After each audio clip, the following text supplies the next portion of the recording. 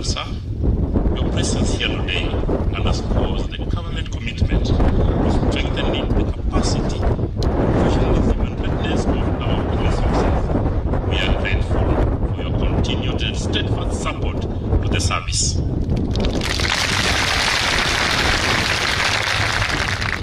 Recruits, take this phase seriously. Embrace discomfort. Learn from every mistake. Support one another. Because in the field, you will rely on each other not just as colleagues, but as brothers and sisters in service. Let me leave with you this simple reflection. A river is not strong because of one drop of water, but because of many that flows together. In the same way, your strength as officers will come from unity, discipline, and shared purpose. As Aristotle reminds us, we are what we repeatedly do. Excellence then is not an act, but a habit. We must do what must be done. This speaks directly to the discipline of daily drills, endurance in harsh condition, and precision in execution, because it is through this consistency, practice, not isolated moments of brilliance, that a dependable and professional officer is forged. I wish you productive and a safe training period. Thank you, and may God bless. It is my duty now to welcome the Inspector General of Police to give his remarks. Sir, IG, you're welcome.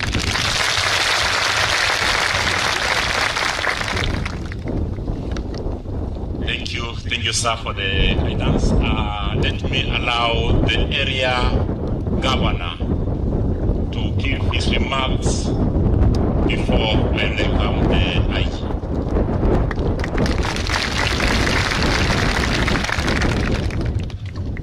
Asante sana Bwana DIG Masengeli, waziri wetu wa usalama Mheshimiwa Kipchumba Murkomen, IG wetu Inspector General of Police Bwana Kanja and your senior security personnel present, viongozi wetu wa kisiasa wakiongozwa na Mheshimiwa wa eneo hili bunge Igembe North Constituency Mheshimiwa TJ, viongozi wote MCAs present led by our Deputy Speaker Meru County Assembly Mheshimiwa Ali, vijana wetu ambao wako chuoni cha mafunzo ya usalama. Hamjambo? Good afternoon. Mpo? Yes, sir. Mnakaa vizuri sana. Yes, sir. Bwana waziri, ningependa before nipeane my very few remarks, ni introduce viongozi ambao tuko nao hapa wa eneo hili wakiongozwa na mheshimiwa. Zote tuko nyuma ya kitu ambacho kinafanyika katika uwanja huu. Haraka haraka, wa kwanza Mheshimiwa Taikutumu, huyu ni mbunge, step forward Mheshimiwa TJ. Kwa haraka sana. Asante sana gavana wa jimbo la county. Haswa kwa sababu hii area ni area ambayo imekuwa na ukosefu wa usalama kwa miaka mingi hapa Meru. Kwa hivyo wana waziri, tell His Excellency the President ya kwamba ile shinda ambayo tumekuwa nayo ya ukosefu wa usalama, kuibiwa kwa ng'ombe wetu, kuuawa kwa ama kupoteza maisha ya watu kwa katika eneo hili, kuanzia Igembe North hapa mpaka Bori, the 5 constituencies. Kwa sababu ya initiative kama hii, tunajua hayo mambo yanaenda kuwa historia. Tunaenda kukabiliana na hao wakora wa ng'ombe, tunaenda kukabiliana na hao wakora ambao wanachukua maisha ya watu wetu ya hizi training colleges, to bring these officers in this area, and we are not going to reserve anything, whether material or human, kufanya hii kazi ambayo mnafanya ama hii training iwe smooth. We are going to support you, waziri, wa zile kazi, the functions zenye county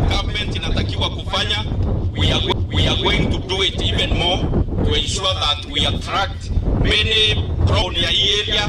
Hatutakuwa na ukosefu wa wealth ambayo ni ya Meru, haswa kwa upande wa mifugo kupitia activity kama ile iko mbele yetu siku ya leo. Waziri, kukuomba tu ni kwamba mimi nitafanya yangu kidogo kama county government, kama vile tumechimba barabara hapa kuhakikisha the accessibility ya kufika katika training college hapa, tutaendelea kufanya hivyo.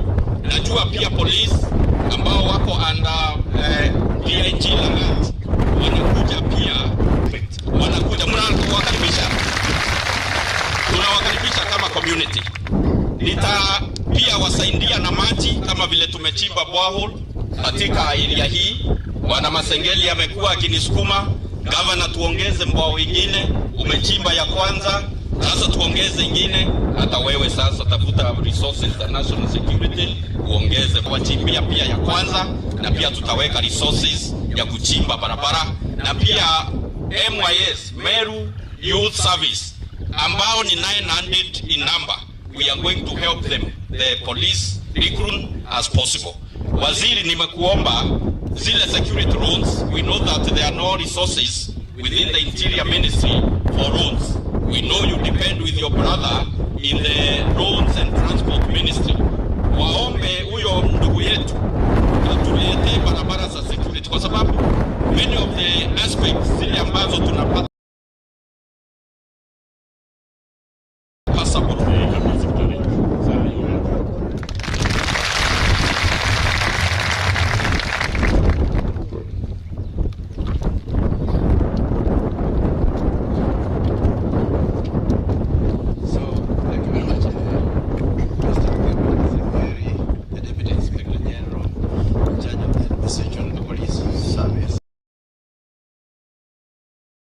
Our chief guest, none other than our Cabinet Secretary, Minister of Interior and Regional Administration,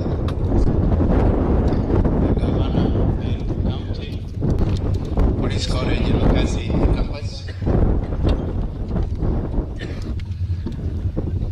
Mr. Arima, the Member of Parliament from this area, all other elected leaders and other leaders present with us here, all senior commanders, service officers who can be able to render service to the people of Kenya in terms of ensuring that the people are the popular honor and privilege to welcome the opening today commenced their training on 24th November 2025. For the last 5 months, training indeed remains at the core of the service institutional development and professional excellence. It is through sustained investment in capacity, ultimately strengthening operational effectiveness and improving service delivery to the people of this great country of ours. In the past year, the National Police Service undertook a comprehensive review of its training curriculum, focused on assessing training priorities, addressing and identifying shortcomings, systematically closing existing gaps within the current training framework, and ensuring that training across all police training institutions meets these needs and aligns with international policing standards. This can be confirmed by the officers that we sent to Haiti, working with them and they did an excellent job.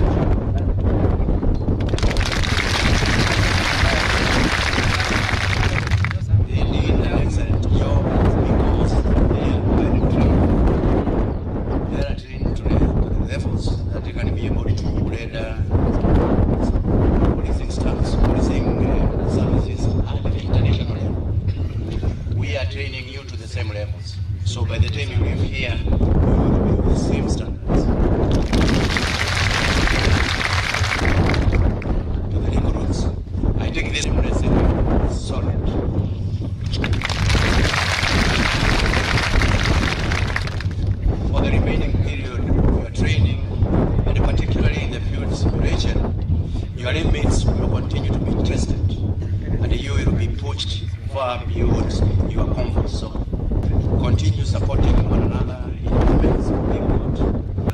people throughout our policing.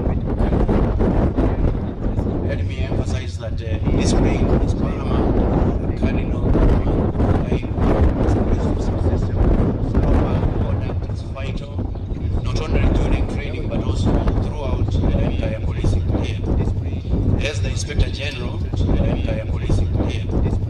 as the Inspector General, I will not hesitate to dismiss anyone whose character is found to not performing the service into one that is professional, efficient, and responsive to the needs of our people. I remain committed to providing the necessary leadership, resources, and strategic guidance to strengthen our training programs, support you, and foster an environment in which every trainee can reach potential. Finally, the National Police Service remains steadfast in its commitment to providing the highest quality of service and to maintaining public trust through professionalism, accountability, and community engagement. I thank you, and God bless us all.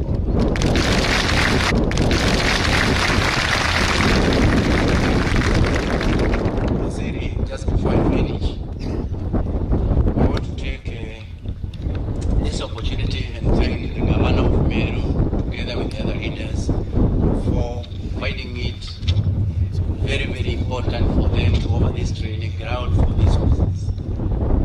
This ground is about us in 2 ways. Number one, by training these officers to the internationally recognized standards in the field training. And number two, by ensuring that this area means safe and secure from all these menace of cattle rustling. I also want to thank the Governor for supporting us in the provision of water to this camp, and I also want to support that idea by doing another poll. Some other areas we are going to get money to support that initiative, so that in the next 2 to 3 weeks we should have another poll, water towers, and support system. Otherwise, those few remarks. Now it is my singular opportunity to welcome the chief guest to address us for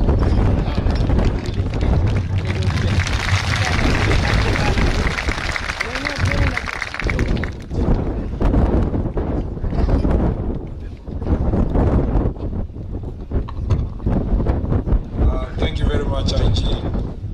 Please be seated. Thank you. Douglas Kanja, Inspector General of Police. Mr. Gilbert Masengeli, the Deputy Inspector General of Police. The Governor of Great County of Meru.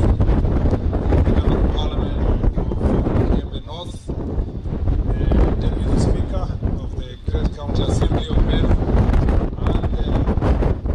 Of the County Assembly, led by the local MCA Mutungi, senior security officers present, instructors and recruits, ladies and gentlemen, good afternoon. Good afternoon. It is my pleasure to. It still requires permanent structures, electricity connection, and adequate water supply. Long after in Turkana, in Samburu, in Baringo, in Elgeyo Marakwet, in West Pokot, in Tana River, in Lamu, and the northern counties. Most of those areas, the Kenyans were saying, instead of training our officers only in Nairobi, in Embakasi, or in Kiganjo, and leaving them to complete their training there, it was necessary that we have a proper field training where it matters most and where there are real security challenges, where the graduates will actually spend their time providing proper security to the Republic of Kenya. We listen. I see some simple-minded, short-sighted politicians talking out there about Jukwaa la Usalama. Jukwaa la Usalama was not a talk show. Jukwaa la Usalama was not an event.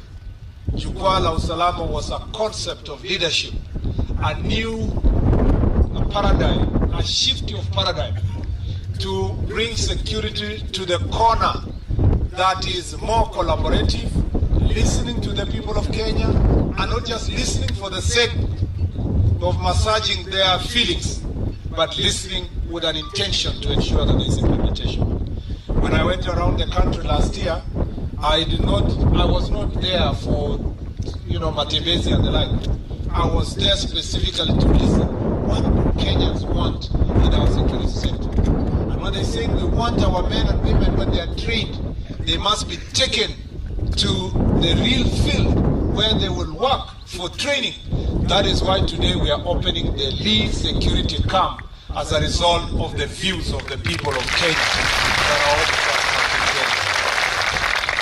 Kenya. So for the naysayers, for the critics, for the busybodies and the short-sighted politicians who do not understand what is Jukwaa la Usalama, this is what it means to listen to the people of Kenya and to take their views and bring them to the ground to make sure that they are implemented. And that's not enough.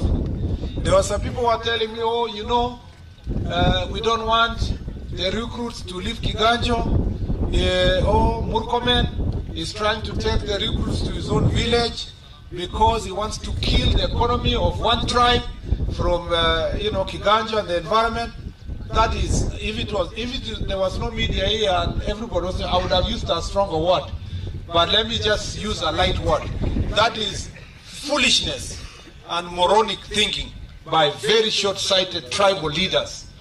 This training camp here in Meru has been brought to an area where the people of Meru have faced greater challenges from bandits who come from neighboring counties, and we have brought this training here, not just to expose our recruits to proper training ground, but also that this training camp will be a buffer zone that will provide security, proper security to the people of Meru and the people of Isiolo and people of Nakuru. I am very clear in my mind. When His Excellency the President gave me the responsibility to become, and look at how our partnership with Governor here and the MCAs and look at how our partnership with Governor here and the MCAs and the leaders has brought this kind of success, because it is the governor that enabled us to allocate the borehole here, and you can see this moment to be partnering together to deliver services to the people of Kenya. I want to say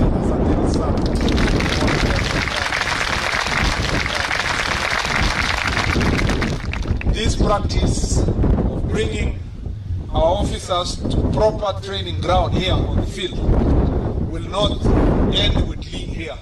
Next week we will come back to this side. In 2 weeks we will come back here in Meru again, and I'll be here with the Kenya Police Service bring the agreements for proper ground training. From as we go forward, we'll move to Samburu, Isiolo, and become properly covered by these training facilities. I'm really very excited today.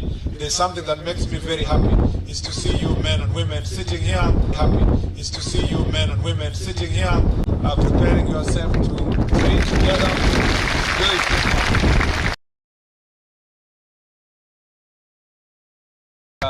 You might be required to improve the height and color of the locals around here. Fortunately, the height and color of the locals around here. Fortunately, the governor did not that is not for now yet. That will happen in future. Let me explain how. On the health sector, for years, our officers could access care at only a few hundred facilities. Under the SHA framework, that number, which have already significant, this accommodation is part of what it means to treat those who protect us with dignity. On technology, our security capability to combat crime is being significantly enhanced by upgrading the integrated command, control, and communication framework, that is IC3, to the newly integrated command, control, communication, and computation system. This system will feature nationwide CCTV surveillance across major urban centers including Nairobi, Mombasa, Kisumu, Nakuru, Eldoret, Meru, and Nyeri.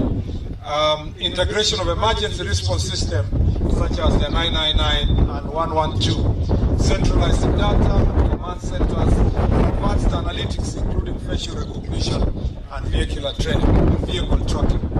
The system currently at the procurement stage will improve response time to security incidents, enhance crime detection and prevention, and strengthen coordination among the agencies. As you know, we will also increase the radio communication to 11,000, and we are going to introduce what is called digital occurrence book to make sure that the people of Kenya, the comfort of their homes and wherever they are, they do not need to go to a police station to report. They will be reporting using technology. This is a program that by the time you are graduating, it's going to already be implemented at a very advanced stage later this year. Look around on the building resilience. Look around you at these 2,000 recruits. They are training in a camp without permanent officers, without electricity, without enough water, but they still show up. They run the drills. They build the resilience. That is the character of our officers, and it deserves to be managed by the character of their government. Our officers will notice that the government is serious about the reforms related to pay, staffing, housing, and healthcare. This will not happen all at once, but rest assured that eventually all will happen. I want also to say that I was here in less than a month ago, about a month ago, and part of the challenges we face here are related to the banditry. And I want to thank the security team here in Meru and the National Government Security Team, a multi-agency security team that comprises our different armed forces across the country, because as a result of the operation that has been going on from here all the way to Mogogodo Forest, we have so far recovered 55 guns, and we recovered 382 ammunitions as a result of this operation. This operation also ensured that we recovered over 100 livestock, about 108 cattle that has actually been hidden in the forest for years, for months, and we were able to avert also the other livestock. We returned some of the livestock that was where there was attempt stealing here, so that in total we have 170 cattle, and then we have 1,336 goats, 20 camels and 2 donkeys that have been recovered, either stolen, attempting stealing, or having been stolen before. I want to thank our security team for a good job to ensure that they protect this area. I want to assure the people of Meru and the people of Isiolo and Samburu, we are not going anywhere. Some of these measures, like the training camp, are supplementing the operational measures. And as we enter to the second phase of operation in the Mogogodo Forest and the environment, I want to promise the people of Kenya that we will liberate this northern part of the country from the acts of banditry, and we will do so with an intent. We are doing so with an intention of making it permanent, not just pacifying, but making the operation to become permanent. We also want to say that to access these areas, we have agreed that we will work together with Ministry of Roads, and this afternoon there is a meeting that will take place between our Ministry of Interior, the Ministry of Roads and Ministry of Defense to see how we will deliver the security roads that will facilitate the operation both in the Mogogodo Forest but also in these areas of La Penera, all areas of these places of Meru counties, the 5 sub-counties that are directly affected.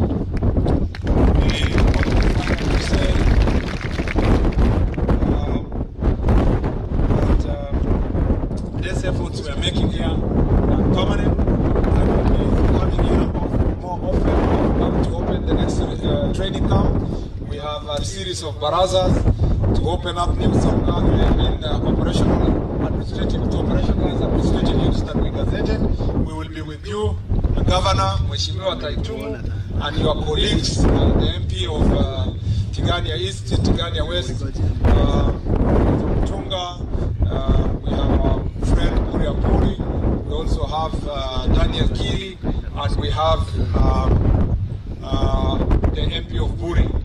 To ensure that all of you, as you have been coming to my office for this discussion, we will sit with you to ensure that we visit these areas as we reorganize the Kenya Police Reservice and other security operations until our county is safe and the neighboring counties are safe. We thank you for your support as leaders. Please, we request you to continue supporting us to ensure that there are no acts of incitement, there is no violence, there is no sponsoring of violence, so that we can keep our country safe. And as we deal with banditry, I saw some characters who have been hiring groups and carrying them around the country in their rallies. Yesterday we talked about me in different places, saying that, oh, the IG, myself, goons and so forth. If we have dealt largely with matters of banditry and pacified Kenya and secured Kenya, these are people who have guns and ammunition, who are goons. Those are very small people. We are going to deal with them decisively. And I want to say, as we deal with these goons, when I came to office, Panga boys were terrorizing us in Coast. We have dealt with Panga boys, some of the gangs that were going on. Some of the gangs in Nairobi are already in jail.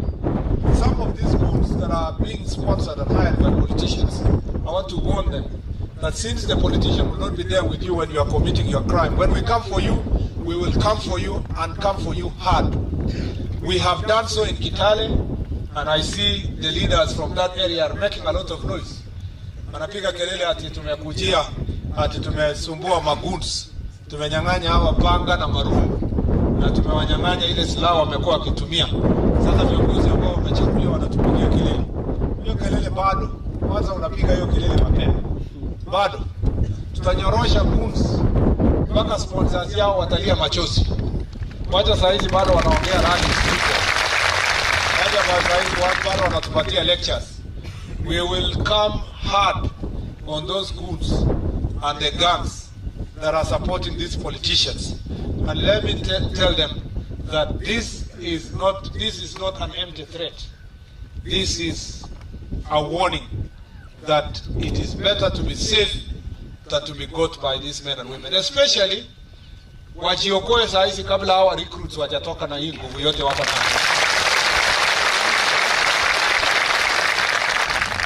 Wakipata nyinyi watamona kweli? Mko tayari kunyorosha hii wakora? Yes sir. Sasa wacha niwapatie warning. Wacha wamezoea wale wamechoka kidogo walikuwa zamani. Nyinyi na hii moto yote wataona moto sana. Kwa hivyo nataka kuwashukuru sana. I can't actually wait you guys to graduate. I'm very excited about you. And I want to look forward to working with you, for you strengthening our police service. Na kwa hivyo hata kama training hapa ni hatari na ni kazi ni mingi, mimi nimeambia Bwana Masengeli, kwa sababu nimekuja area, sasa nitanunua ng'ombe 5 hivi.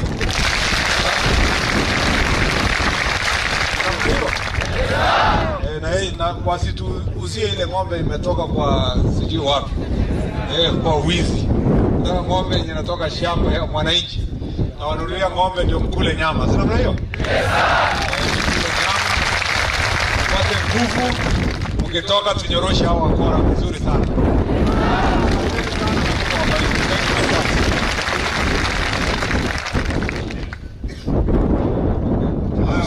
Gavana pia amesema ataongeza ng'ombe 2 ndio. Asante sana na Mungu awabariki. Asimama juu. Nataka barabara. Hai. Kama nipite na hivi. Bana.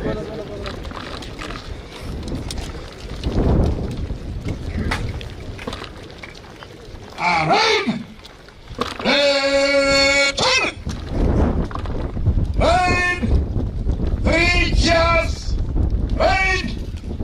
Remove headless. Remove headless. 3 cheers for against Obama. Up.